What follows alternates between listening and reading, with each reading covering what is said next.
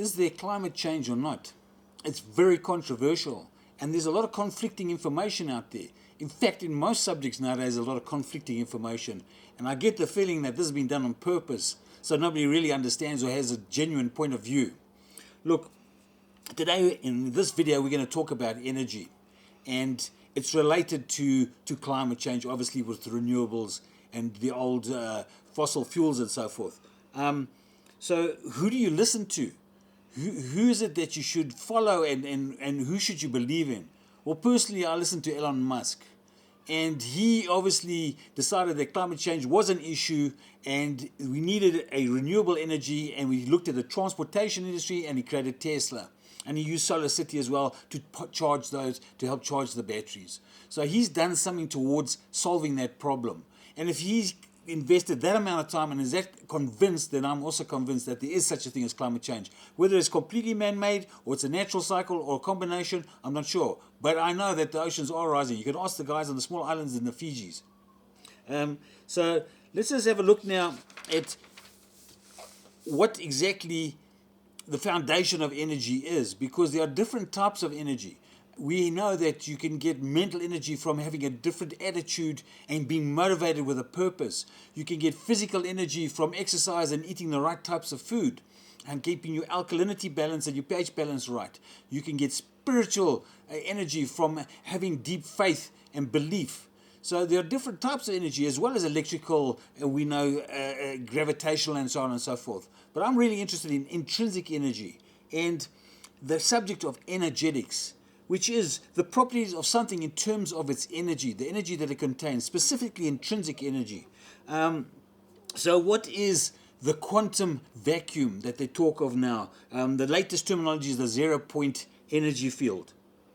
This is pretty exciting stuff, because there is within space pure energy, intrinsic energy.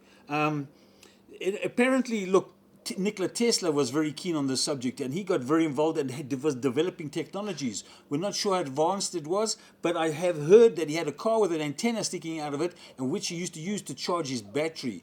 We know that some of the major bankers and some of the other people are not so keen on things that they don't have a meter on that they can't charge, and sometimes that is the controversy. So do we have the technology right now? Do we have the technology? Is it existing to actually harness the zero-point energy field?